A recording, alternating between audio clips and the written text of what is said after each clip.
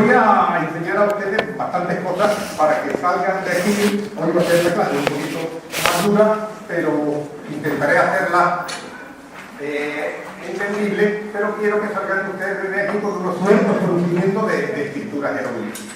No como para tirar cohetes, porque un rato no da tiempo, pero con unos ciertos conocimientos. Y después, quien quiera profundizar, la escritura jeroglífica y la lengua escrita en escritura jeroglífica ya se estudia como una lengua más. Hay gramática, hay diccionarios. Nosotros en la Asociación Española de Egiptología la damos en 3 cursos de octubre a mayo, en 3 niveles. En el primer nivel, que se llama Introducción, se enseña a los alumnos a hacer pequeñas traducciones del título, fórmulas de ofrendas sencillitas y tal. El primer curso está planteado de forma que alguien que solo quiera hacer eso puede hacer solo eso y salir con unas nociones para ir a Egipto y más o menos enterado.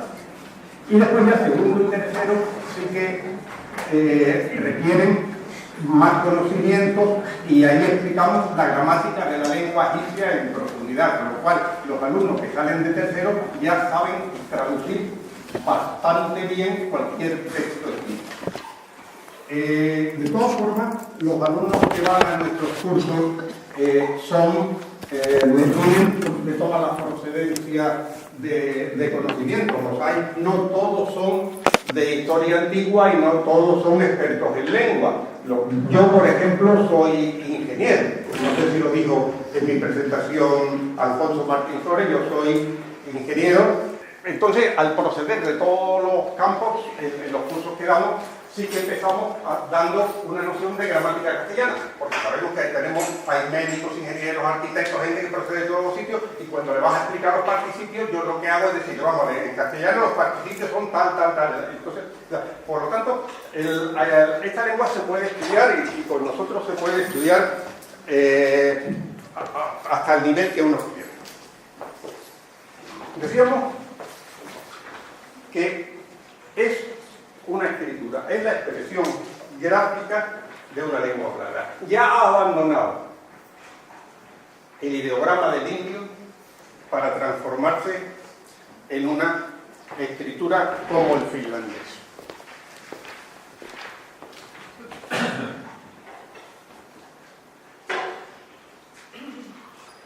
¿Y cómo surge esto? Todas las lenguas pasan esos dos estadios. ¿Cómo surge esto? Bueno, pues conforme la cultura de los hablantes va avanzando, se dan cuenta que hay conceptos muy difíciles de expresar mediante el ideograma. Todo aquel concepto que no sea muy físico es muy difícil de expresar mediante un ideograma. Imaginémonos que estamos en castellano ahora y que no tuviéramos escritura. Entonces, podemos escribir muy bien sol, pintándolo pez, pero palabras abstractas como bondad o piedad, pues sería muy difícil de transmitir mediante un ideograma, mediante una idea. Y hay un listo que se le ocurre y dice, pues yo lo puedo transmitir así. Pinto un pie y una mano dando, pie, da. Pues acabas de descubrir la escritura. Acabas de descubrir la escritura porque ahora estos dos dibujitos que hay aquí no están ahí por lo que representan, sino por su función fonética, por su sonido. Entonces, el pie no está indicando que se esté andando, sino que está ahí porque tiene las sílabas pie, y la mano dando tampoco está porque sea una mano dando. El indio pensaría que esto es un pie que da delante de una mano, nada de eso. El listo ha pensado que los signos pueden expresar sonidos. Y ahí empieza la escritura. Ha descubierto la escritura. Vamos a representar sonidos con dibujos. Hay escrituras que han quedado en este estadio, que es que un dibujo representa una sílaba. En este caso, el español de turno primitivo diría, pues cuando voy a escribir la palabra piedra, pongo también el pie. Cada vez que tenga la sílaba pie, pongo el pie. Y cada vez que tenga la sílaba da, pongo esta mano y ya todo el mundo sabe que bondad y todas esas se escriben así. Estos son, como les decía, hay escrituras que se han quedado y son las escrituras silábicas. El cuneiforme, cada signo representaba una sílaba, igual que ellos. Y el chino también, cada signo representa una sílaba. Se han quedado en este paso silábico. Pero hay otras escrituras que dieron un paso más. Y por el principio de acrofonía, de coger el sonido de la primera parte de la sílaba, el pie va a representar la P y la mano dando la B, la primera letra, con lo cual cogen un dibujito, la letra, para cada fonema de su lengua. Uno para la P, otro para la B, otro para la M. Esos son los que tienen un alfabeto. Esos son los que tienen un alfabeto. El otro día hablamos aquí que nuestro alfabeto procede del latino, del griego y del fenicio. Les conté a ustedes que los semitas del segundo milenio antes de Cristo fueron en realidad los que lo habían descubierto en el Sinaí y que habían tomado una serie de signos egipcios y que le habían dado valor de letras. Y fueron los primeros que tuvieron un alfabeto. De ahí deriva el fenicio y de ahí deriva el griego. Que por cierto, esto no se lo dije, pero quiero que quede claro. Los signos que toman esos semitas son signos egipcios, pero no le dan el valor egipcio. Por ejemplo, toman la casa, después vamos a ver una casa, el egipcio es per, pero no la toman por la P, sino como casa en su idioma, es Beit, la toman por la B de Barcelona. Mano, que en egipcio es del, el egipcio la mano así, como verán ustedes después, representa la letra D, para ellos no la toman como D, sino que como mano en su idioma cananeo era calf, la toman para la K. Y así construyen ese primer alfabeto que toman. Los egipcios han llegado a eso. Han llegado a eso y han cogido, y en este cuadro tienen ustedes los 25 fonemas de la lengua egipcia, consonánticos. El otro día ya dijimos que los egipcios no escriben las vocales. Habían cogido los 25 fonemas consonánticos. En este cuadro, que lo tienen ustedes ahí en el papel que le he dado también, tenemos en una primera columna los 25 signos jeroglíficos, que por cierto los toman de la misma forma que el resto de lengua, de la misma forma que la tomaron los semitas. Este signo lo toman por R porque la boca se decía ro, y entonces dibujan una boca cuando quieren escribir la letra R. Y como les decía antes, la mano es la D, porque mano en egipcio es det. Entonces, por ese principio tienen ellos ya su alfabeto. En este cuadro, lo segundo que tenemos es la transliteración, la segunda columna, que es la letra más parecida nuestra a la egipcia correspondiente en jeroglífico. Como ven, la B, la B, la P, la P, la F, o sea, la B, el pie, la P, la F. Hay algunos que se representan por el sistema fonético internacional por unos signos un poco raros, porque no son consonantes que haya en nuestras escrituras. Este buitre, por ejemplo, es una consonante, que es la Aleph de las lenguas semíticas. Esta otra es ese arquito que es la Ayin de las lenguas semíticas. Son todas consonánticas. Estas de esta columna son casi vocales, le llamamos nosotros consonantes débiles o semivocales, pero para los egipcios eran auténticas consonantes. Y en la tercera columna les he puesto a ustedes la pronunciación castellana más próxima. Entonces ve la B, la P, la F, la M. Hay algunos que llevan signos diacríticos, no solo dibujos extraños, sino ahí hay una H simple, una H con punto, una H con arco y una H con raya. Son diacríticos que lo que nos dicen es que hay una diferenciación en la pronunciación. Esta H es una H sin aspirar en castellano, esta es una H un poco aspirada y estas dos son J, las que tienen. Entonces, los egipcios sí que habían llegado a tener su alfabeto. Y hay muchas palabras que están escritas solo con estos signos, hay algunas palabras que están escritas solamente con estos signos alfabéticos. Nosotros la pronunciamos, pero muchas veces, como solamente son consonantes, hay veces que estas semivocales nos ayudan a pronunciar estas palabras, pero muchas veces, como son consonantes, lo que hacemos es poner una E intermedia. Es una convención para entendernos hoy día. Sí que se sabe que estudiando cada palabra sí que se puede saber qué sonido vocálico tenía, pero para el estudio de la lengua ponemos una E entre consonantes. Le voy a poner un ejemplo para que las cosas se entienden bien. Estas tres palabras están escritas con eso. Son tres palabras egipcias. Esa y esa. Esa es la J, esa es la R y esa es la P. Eso se pronuncia ir. ¿Por qué? Porque la J en castellano se pronuncia I. Esa palabra es ir. Ya les diré lo que significa. Esa es la H con el punto. Esa es la N. Y esa es el arquito ese de la H. Eso se pronuncia jena. ¿Ven? Como entre la H y la N no había ninguna vocal, nosotros los egiptólogos, de una forma artificial, ponemos una N para entendernos entre nosotros.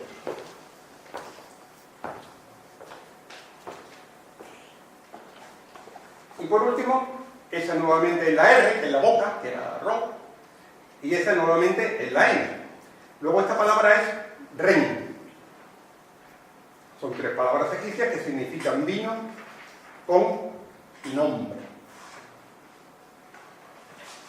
Entonces ustedes con este cuadro por delante pueden ver qué significan mucho, cómo suenan las palabras egipcias.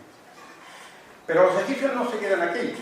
Los egipcios van más adelante y nos complican la vida a los que estudiamos esto. Igual, ya tenían su alfabeto, parece que no haría falta más.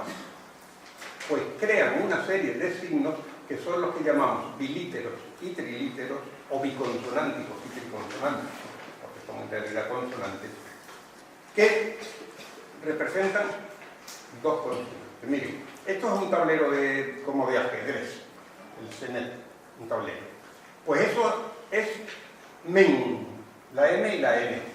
Antes me dirán ustedes, tenían la M y tenían la N. Pues bueno, unas veces escriben la M y la N y otras veces la suplen por ese signo. La mayoría de las veces la suplen por ese signo. Igual ocurre con la S y la N. Ese signo representa la S y la N. Es un bilítero. Representa dos letras, dos consonantes. Dice, tenían la S y la N. Sí, tenían la S y la N, pero tienen ese bilítero. Por fastidiarnos, claro.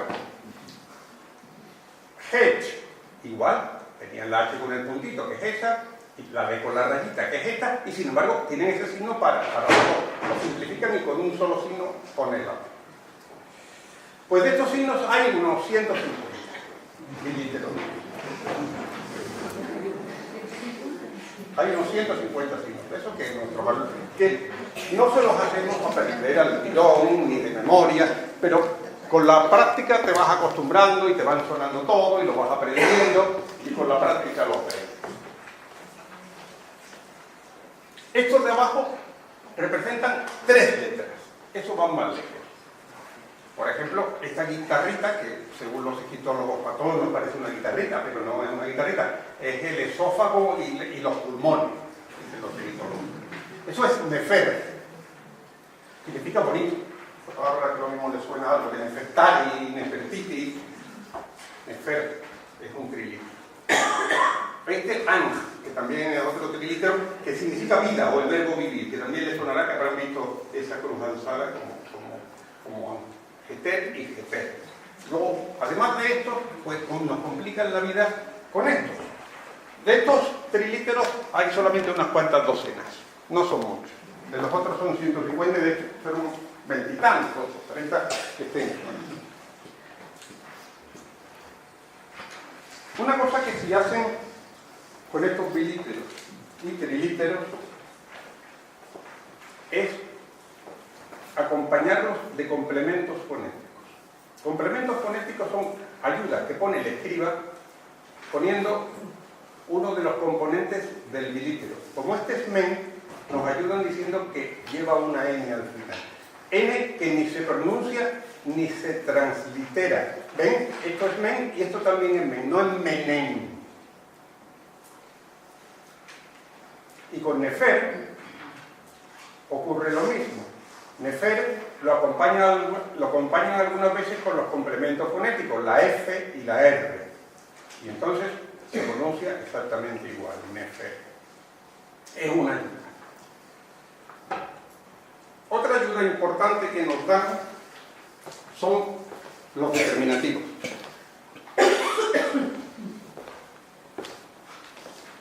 Los determinativos son signos que ni se escriben al transliterar, ni se pronuncian, pero que van al final de casi todas las palabras para ponerlas en un grupo. Para decir, esta palabra pertenece a este grupo. Y esto es una ayuda. Miren, la palabra sicomoro, a este puntito le sobra esa. ¿Quién se lo pueden quitar? ¿Verdad, Michelle? Se me ha colado un puntito que no lleva. Nejet. Pues le ponen un arbolito detrás. Arbolito que ni se pronuncia, ni se escribe, ni nada. Pero para que se sepa que esto que pone aquí, nejet, es un árbol, le pintan un arbolito detrás. Este es nebes. Si se van a su cuadrito ven que está en la N, está en la B y está en la S en su cuadrito. Pues le ponen el mismo arbolito detrás. Y negemen, que es el membilítero ese que acabamos de ver del tablerito de ajedrez, ese es el granado que es inegemen. Y también nos dibujan detrás el arbolito. Con lo cual, esto nos viene muy bien porque el egipcio se escribía pues, igual que el castellano medieval, sin separación de palabras. Lo del separar las palabras es un invento muy moderno, como saben ustedes. Entonces, cada vez que hay un determinativo, pues nos está diciendo que ahí termina una palabra. Luego, esto sí es una ayuda importante para leer la escritura jeroglífica. Miren, en el siguiente caso, todos los verbos de movimiento llevan unas patitas. El verbo salir, que es este, que es este. El verbo aproximarse, que es tequén, si lo miran en su cuadrito con tiempo claro, es tequén, y este que es tejerer, que es correr, llevan todo el determinativo de las patitas detrás. Y por otro lado, lo de los determinativos es algo que es muy práctico en una lengua que no escribe vocales. Es muy práctico en una lengua que no escribe vocales. Imagínense que nosotros en castellano no escribiéramos vocales, que escribiéramos nuestra lengua solo con las consonantes, como hacen los árabes, solo con las consonantes. Entonces, para escribir manta pondríamos M, N, T. Y para escribir monte pondríamos M, N, T. Toma ya, no sabes lo que te están poniendo. Igual ocurría en egipcio. Pero si detrás de monte dibujo un montecito y detrás de manta y todas las palabras relacionadas con la tela, un trocito de tela, pues ya sé si es monte o si es manta. Luego esto sí es una ayuda importante. Un ejemplo de esta diferenciación lo pueden ver en el último ejemplo que les he dado, que es la palabra N, allí en T, na, la ven ahí transliterada, esta es la misma palabra tal y solo se diferencian en el determinativo, que es el último signo que lleva la palabra. El primero, como significa expedición, lleva un barquito. Y el segundo, como es ceremonia, lleva un papiro atado. El papiro atado es el determinativo de todas las cosas abstractas. Lo mismo le estoy tapando ahí, ¿no? De todas las cosas abstractas. Entonces, mediante el determinativo, por un lado, nos ayuda a saber dónde terminan las palabras y por otro lado, nos hace diferenciar en una lengua que tenía muchos palabras que tenían las mismas consonantes nos hace diferenciar unas palabras de otras con el determinativo. Manta de monte. Vale. Entonces hemos visto ya que había el cuadrito de los 25 signos monoconsonánticos, después que hay bilíteros y trilíteros, ¿verdad? Que son la suma de 2 o 3 monoconsonánticos. Y ahora están estos determinativos. También hay un montón de ellos. También hay un montón. Pero bueno, son distintos que al fin y al cabo lo que hacen es ayudar y se sabe de qué. Y por último, el último grupo de signos es lo que llamamos signos palabras o logogramas, que son un reducto que queda de cuando la lengua era ideográfica, donde cada dibujo en realidad está representando lo que hay que ver en él, lo que hay que pronunciar. El sol significa el sol, se pronuncia Ra, la cara está con una cara y la casa está representada con una casa vista desde arriba. Esto es una casa vista desde arriba y con la puerta. Para indicarnos el egipcio, que en este caso está usando logogramas, o sea, signos que sí que representan, que significan lo que representa su imagen, le pone una rayita detrás. Por lo cual nos da esa. ¿Cómo se suma todo esto? Pues con que para hablar bien egipcio un escriba tenía que conocer unos 700 signos. Y manejamos en egipcio medio unos 700. Pero que ya les digo que es algo que entrando poco a poco va familiarizándote con ellos, unos hacen unas funciones y otros otras, pues se llegan a conocer. Eso con respecto a la escritura. Y ahí hemos terminado con la escritura. Les voy a contar ahora un poco sobre la lengua y la gramática de la lengua.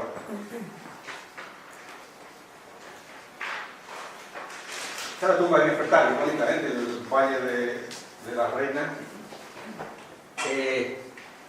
Ahí está la reina Nefertari, que con este nombre, ante la diosa Hathor, haciéndole una ofrenda de vino a la diosa Hathor.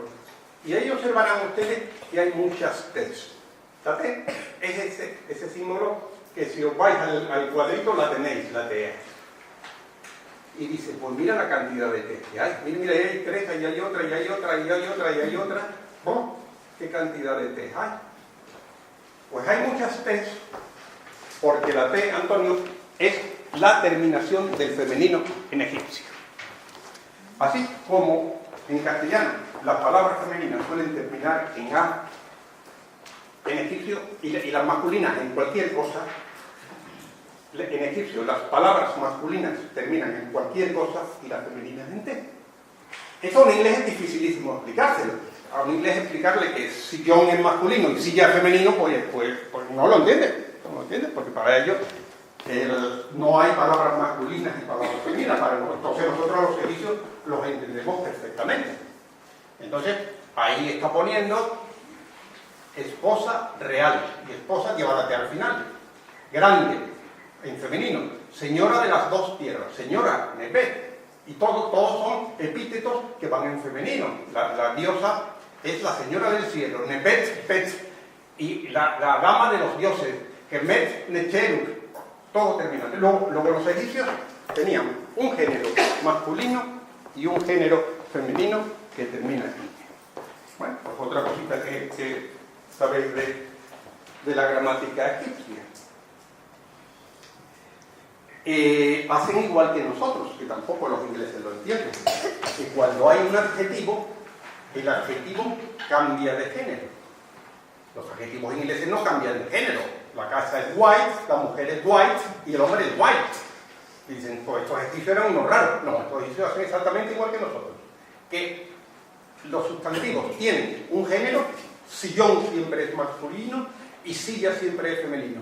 Pero el adjetivo que lo acompaña se acopla. Y sillón bonito, silla bonita. Los egipcios hacían exactamente igual. Exactamente igual. Entonces, la palabra esta, que ya se van familiarizando ustedes con ella, que es casa, que es per, pues per y el adjetivo nefer. Sin embargo, si cogemos un sustantivo femenino, ese es el sustantivo ajet, que significa horizonte. Está cambiado. Para ellos horizonte es femenino y caza es masculino, al contrario que en castellano. Pero como horizonte es femenino, en vez de ponerle la guitarrita, se la terminan en te, neferet. Entonces, en lugar de nefer, es neferet. Porque el adjetivo en egipcio, mire usted qué cosa más rara, coincide con el sustantivo en te.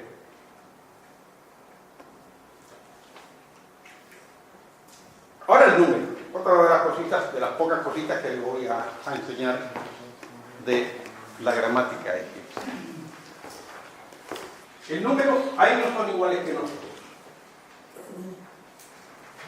Nosotros diferenciamos dos números, singular y plural. Singular es uno y más de uno es dos. Diferenciamos el plural del singular poniéndole una S. Hombre, hombres. Y dos ya son hombres. Los egipcios no. Los egipcios tienen tres números. Tienen singular, o sea, singular, dual y plural. Y lo del dual tiene sentido. El hombre se ve a sí mismo como compuesto de pares de cosas. Tiene dos brazos, tiene dos orejas, tiene dos ojos, tiene dos piernas. Entonces, la dualidad es algo diferenciable y lo diferencian gramaticalmente. Entonces, ellos tienen una terminación para el singular, una para el dual y otra para el plural. El masculino, a la raíz singular, para el plural le añaden una U. Mientras que al dual, uy. Y en femenino, al plural le añaden la U con la T del femenino, ¿verdad? La T que marcaba femenino. Mientras que al dual, ti. Aquí tienen un ejemplo. Dos casas es perui y casas, que es el plural de ellos. Que para ellos el plural empieza con 3, es peru. Porque 2 es dual. Lo pueden escribir de distintas maneras. En el Reino Antiguo lo escribían así, con todos los signos, y en el Reino Medio lo escriben simplemente el dual con 2 rayitas y el plural con 3 rayitas. Luego para ellos hay 3 números, singular, dual y plural, con unas terminaciones específicas, que son estas que uy y u, y ti y u para el femenino.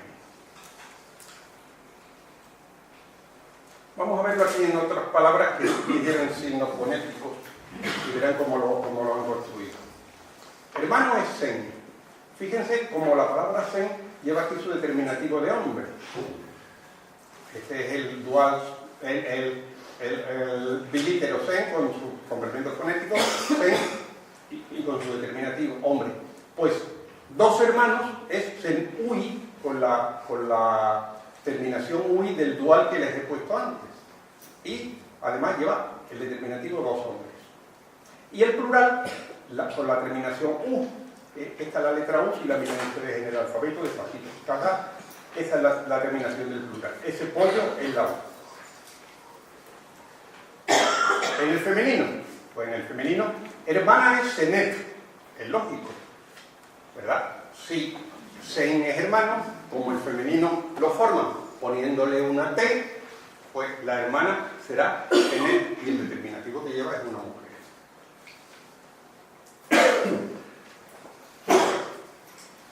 Dos hermanas, pues llevan la terminación ti, que hemos visto del dual, y las dos hermanas dibujadas.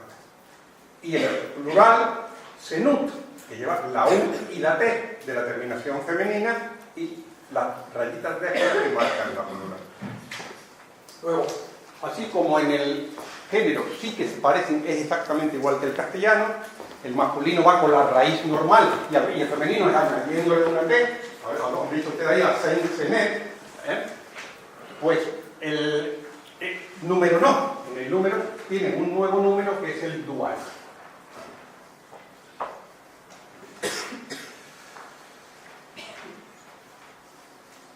Y Y por penúltimo, les cuento cómo es el orden de las palabras en una oración.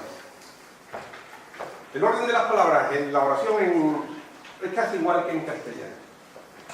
Solamente que ellos ponen el verbo delante del sujeto. Nosotros normalmente ponemos el sujeto delante del verbo. Yo como pan en la casa. Los egipcios ponían como yo pan en la casa. Porque el objeto es el que sigue al sujeto y después vienen los complementos. Pero miren esta frase, como con lo que les he contado, ya pueden ir viendo que hay muchas cositas aquí de las que han aprendido ustedes en este ratillo que llevamos. Wenem es esto, que se creen, había que ir a un diccionario y buscarlo, es el verbo comer. Y su determinativo, míralo, un tío con la mano en la boca, que nos está dando la pista. Luego, ya sé yo, Antoñito, luego que ahí termina una palabra. Porque hay un determinativo. Esa es la ayuda que tengo. Aquí termina una palabra. Este es el verbo comer con su determinativo. Esta es la palabra hermano, que ya la hemos visto varias veces también. Que es su determinativo, un nombre. Luego aquí termina otra palabra, hermano y el verbo comer. El verbo delante y luego este va a ser el sujeto del verbo. Luego viene el objeto. El objeto es todo esto. Yu, que termina en esta U del pollito.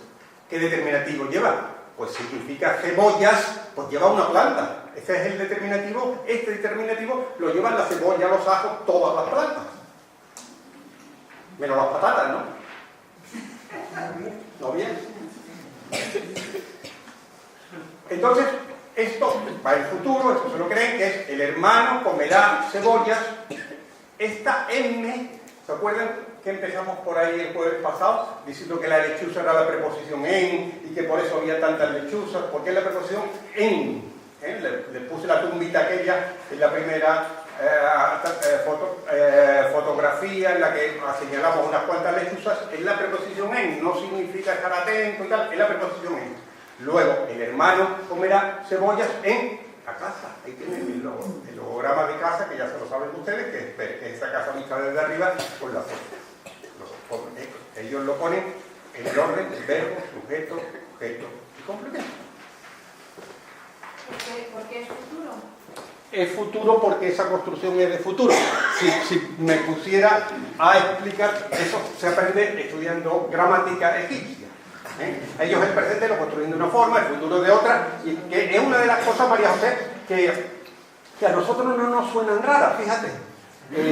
Los ingleses se forman un lío, pero para nosotros, el que los egipcios tuvieran indicativo, imperativo y subjuntivo, lo vemos lógico. El que tuvieran los mismos tiempos que nosotros, los ingleses no tienen nada. Los ingleses no tienen nada.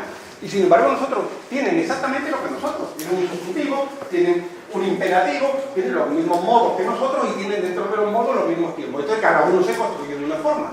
Con esa construcción es futuro. ¿Y por qué? Pues te lo crees. Porque lo dice tu amigo Pacho, pues tú te lo crees y ya está.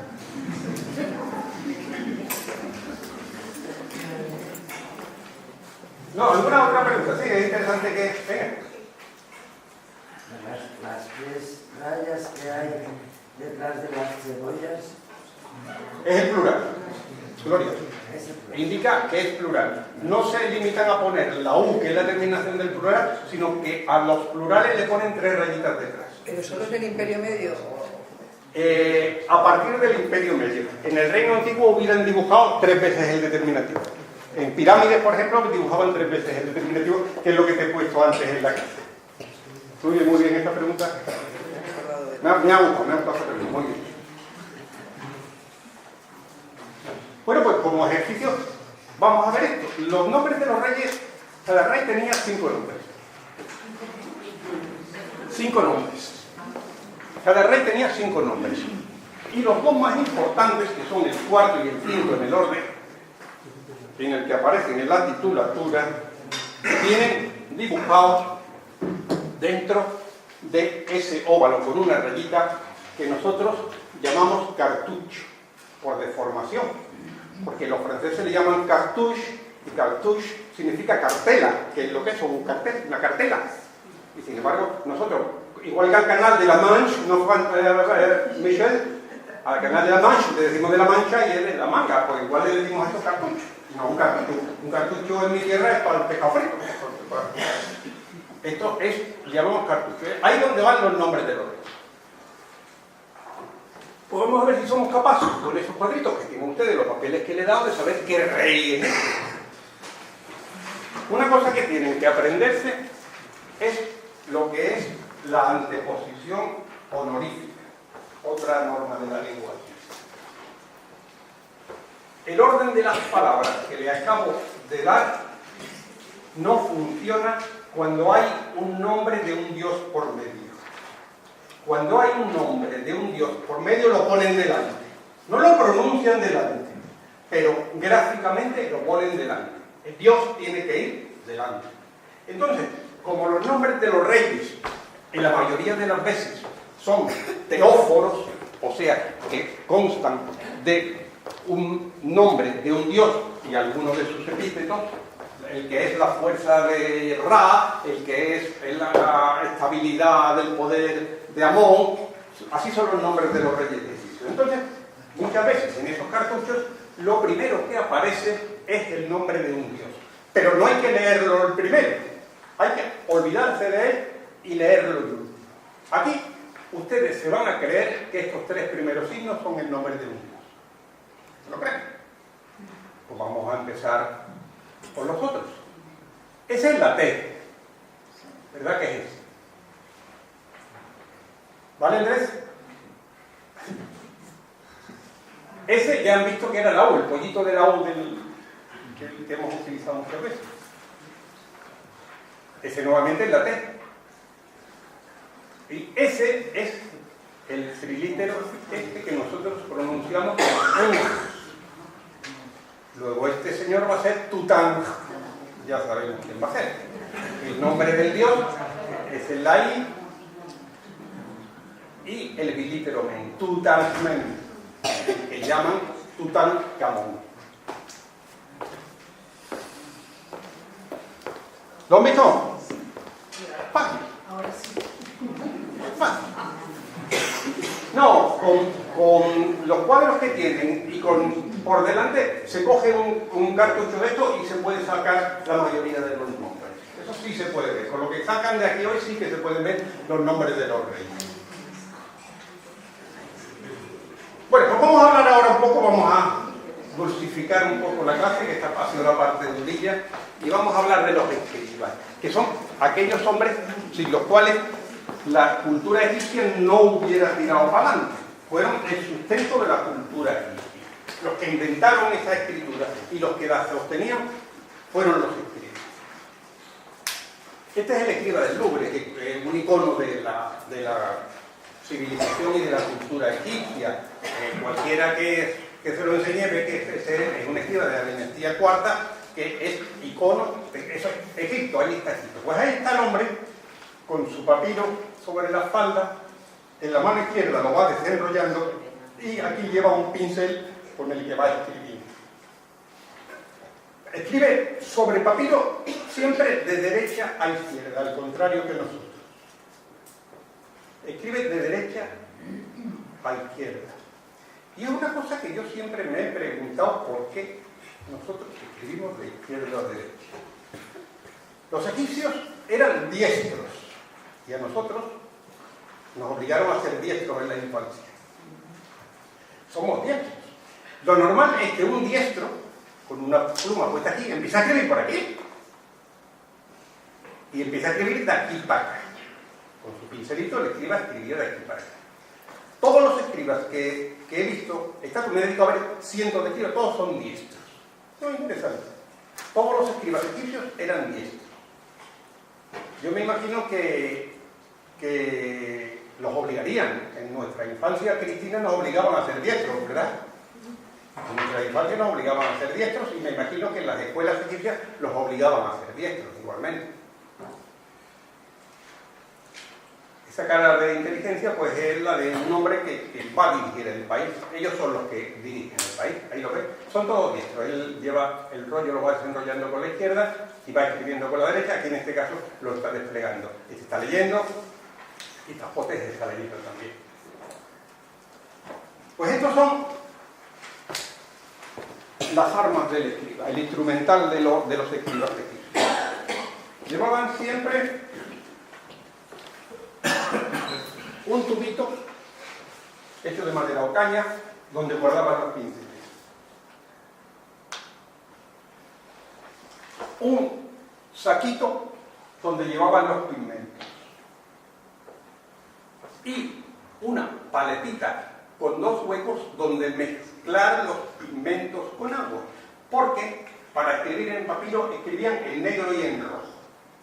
Escribían normalmente en rojo los encabezamientos, el principio de cada estrofa cuando están escribiendo el verso, eso lo escribían en rojo. Y el resto en negro. Entonces la paleta del escriba tiene dos cuencos, uno para el rojo y otro para el negro.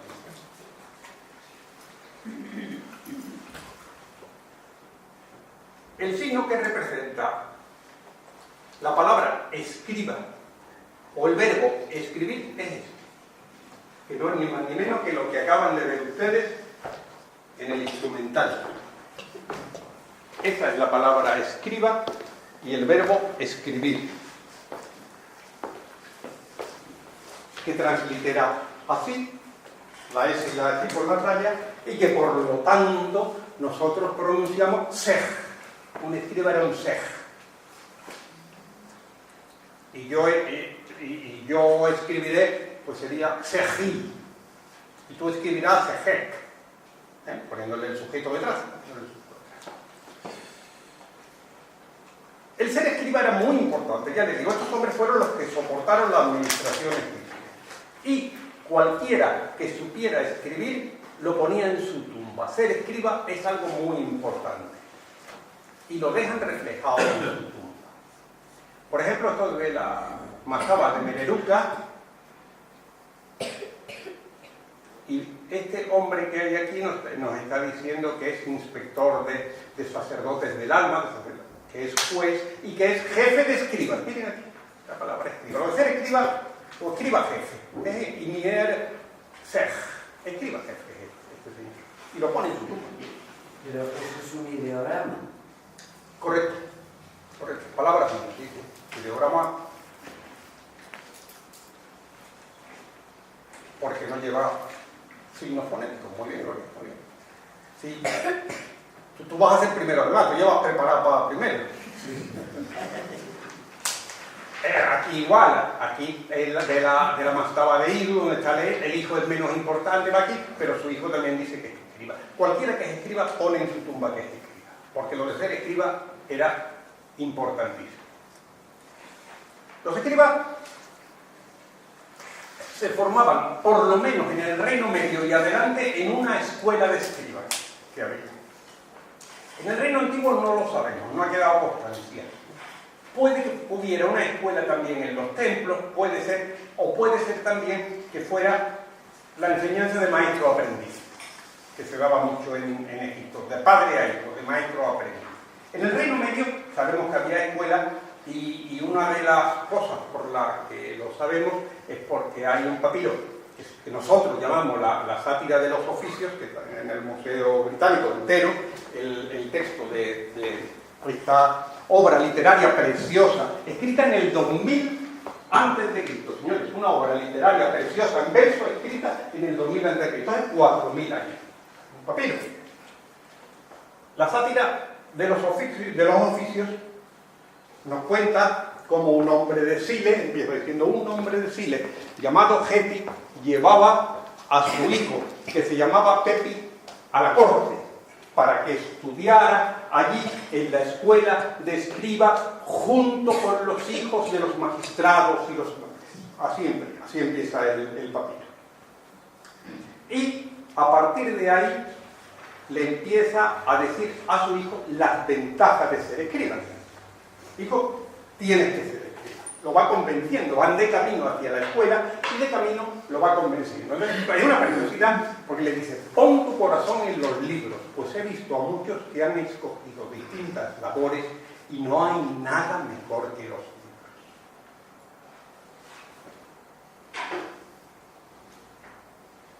Y ahora empieza a relatarle las desgracias de todos aquellos que cogen una profesión que no sea la de. Y le cuenta, el cortador de juncos va al delta y los mosquitos lo mata, el calor del mediodía hace que se asfixie y sude entre mosquitos y juncos. Una preciosidad del literario. Del alfarero le dice, el alfarero se mete en el barro afanándose como un cerdo, los dedos se le llenan de barro las uñas, los pies no los puede sacar. Y le cuenta las desgracias de ser alfarero. El jardinero carga su yugo hasta que sus hombros se doblan con la edad. Llevaban, no sé si han visto ustedes, los egipcios llevaban una vara de la que colgaba el agua para los jardines. El jardinero también. Y el pescador es el peor de los trabajos, pues labora en el río entre cocodrilos y llega a su casa apestando a pescado, un horror, incluso por los militares, incluso por los militares. Termina diciendo que los soldados son unos desgraciados que mueren en el frente y que nadie los entierra. Hijo, sé escriba. Y entonces, mientras los otros trabajan, tú estás a la sombra escribiendo.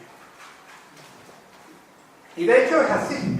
Si ven ustedes escenas de tumbas, pues aquí tienen que traer. Este no está haciendo un trabajo demasiado pesado, está pesando aquí unos materiales que son metales, y el escriba está tomando cuenta aquí tranquilamente. O en este caso estos sí están pasando un calor tremendo, soplando vidrio aquí en unos hornos que tienen fuego y vidrio, y el escriba está aquí tomando nota, además de espalda para que no le dé el calor. Y esta tumba es paradigmática de lo que fue la administración egipcia. Es una recolección en el campo, y ven ustedes que hay 4 campesinos recolectando el grano y 1, 2, 3, 4, 5 y 3, 8 escribas tomando. No se quejen ustedes de la burocracia, de la administración nuestra, que la comparan con la. ¿Acerca de qué escribían los egipcios? De todo. Los egipcios escribían acerca de todo. Aquellos de ustedes a los que intente, consiga yo convencerlos de que estudien jeroglíficos, no se van a aburrir nunca, porque escribían de todo. Hay miles de textos. Textos religiosos, cientos. Están los textos de las pirámides, los textos que son del Reino Antiguo, los textos de los ataúdes y el libro de los muertos, que son conjuros para vencer al más allá. Hay cientos. El libro de los muertos son todos esos papiros que ven ustedes colgados en todos los museos en los que hemos estado por ahí. Son el libro de los muertos, con 700 o 800 conjuros. Ataúdes tienen 1000 y pico de conjuros. Pueden pegarse toda una vida leyendo los textos de las pirámides y son interesantísimos para ver la mentalidad, para ver cómo concebían la otra vida los egipcios. Hay muchos errores pensando que amaban la otra vida, no amaban la otra vida. Luego hay himnos a dioses, oraciones, hay unas oraciones preciosas de gente muy devota. Hay textos históricos. Oí una vez decir a José Manuel Galán, el egiptólogo español que sale mucho en prensa porque está llevando el proyecto Yehuti en Luxor, decir una frase que me gustó mucho, que en Egipto no se ha descubierto ni un solo libro de historia. Y es verdad, no hay ningún libro de historia. Porque la historia está escrita en las paredes de los templos. Sí, señor. Ustedes van a Egipto y ven los templos llenos con los anales reales, conmemoraciones de batallas, toda la historia. Cada rey que hacía una proeza la escribía en los templos de su época. Entonces, ahí hay cientos de textos históricos. Autobiografías. Yo creo el primer género que como tal, como género literario aparece en Egipto. La autobiografía. El egipcio quiere llevarse a la otra vida, que es paralela a esta, todas sus pertenencias. Entonces se lleva sus pertenencias físicas y por eso hemos encontrado en la tumba todos esos jarros y todas esas cajas y todas esas pelucas y todas esas cosas tan bonitas, pero se quiere llevar también sus pertenencias no físicas, sus logros en esta vida. y escribe sus logros en esta vida para que le sirvan de credencial en el otro mundo. Entonces las autobiografías son una maravilla porque se sabe la historia de un individuo en concreto. Entras en una tumba y te lees la historia del individuo que hay allí enterrado. Y nosotros nos pegamos ahora, ¿verdad, Michelle? Y nos echan de la tumba. La literatura propiamente dicha. La literatura propiamente dicha aparece en el Reino Medio. La literatura propiamente dicha me refiero a la obra literaria en la que está intentando escribir algo bello el escritor para distraer a una audiencia. Literatura. Los cuentos egipcios son una preciosidad, aparecen en el Reino Medio y son preciosos. El cuento de Siloé, el campesino elocuente, el cuento del náufrago, decenas de cuentos que son realmente bellos, escritos en el 2000 a.C. Dentro de la literatura de la misma época están las enseñanzas. Se va a ir en Egipto. Las enseñanzas, una de ellas es la que acabamos de ver, la sátira de los oficios. En las enseñanzas siempre hay un padre que le está diciendo a un hijo cómo tiene que comportarse. Se llaman enseñanzas, se va a ir. Y tiene gracia porque el determinativo que lleva el verbo enseñar no es un hombre con un libro, sino un hombre con un palo, Cristina. Y mis compañeros como Cristina, como la profesora de taller, como José María, que han dado clases en el instituto, dicen que está bastante bien traído lo del determinativo, del verbo enseñar. Poesía amorosa del reino, esta es del Reino Medio. Eróticas, son preciosas e incluso eróticas. Una preciosidad de literatura en verso, hablando del amado de la amada y la amada del amado. Tratados científicos de medicina, muchos. Recetas de cómo hacer tal cosa, cómo sanar esto, cómo sanar otro, muchísimo. De geometría, tenían que dividir los campos después de que se fuera la inundación. Hay tratados de geometría fantásticos. No tenemos gramática, cosa que nos duele a los que estudiamos. Nos hubiera gustado una barbaridad saber qué pensaban ellos de su lengua, cómo veían su subjuntivo, ese del que hablábamos antes. Pues no hay ningún solo tratado de gramática. Documentos contractuales. Había oficinas oficiales donde se iban registrando todos los contratos. Contratos de matrimonio, contratos de compra-venta, todo. Y hay cientos de... Os podéis hartar ahí de leer cosas. Y las cartas. Las cartas son una maravilla. Nosotros les dedicamos una vez un curso solo a las cartas. Coger cartas, hay montañas de cartas y ver los sentimientos de un hombre que se ha ido y ha dejado a su mujer joven atrás y dice que la cuide, no vaya a ser que tal. Son preciosos. Y ahí te das cuenta que en lo profundo del alma el hombre no ha cambiado nada. No ha cambiado nada. Ahora lo hacemos por WhatsApp y ellos lo hacían con estas cartas, pero los sentimientos más profundos del ser humano no han cambiado nada. Del 2000 a.C. ahora. Las ambiciones, las envidias, las cartas son una maravilla. Y hay un tipo de cartas que son muy interesantes, y son las cartas a los muertos. Ellos le escribían cartas a los muertos que se las escribían en unas vasijas, en unos platos, y se lo ponían dentro de la tumba. Y era para pedirle favores de que desde el cielo le ayudaran con algún problema que tenían en la tierra. Entonces había esa comunicación mediante ya les digo, no se van ustedes a aburrir. Bueno, y despedimos este ciclo con esta tumba tan bonita, que esta foto la hice esta primavera pasada en Deir el Medina, es de Amenhotep, del reinado de Ramsés II, y me parece una preciosidad de foto, con todos esos jeroglíficos. Miren cómo se puede uno adaptar ahí de jeroglíficos. Y un consejo. Es fascinante poder leer de primera mano las historias, pensamientos y sentimientos que nos transmite alguien desde 4000 años atrás. Muchas gracias.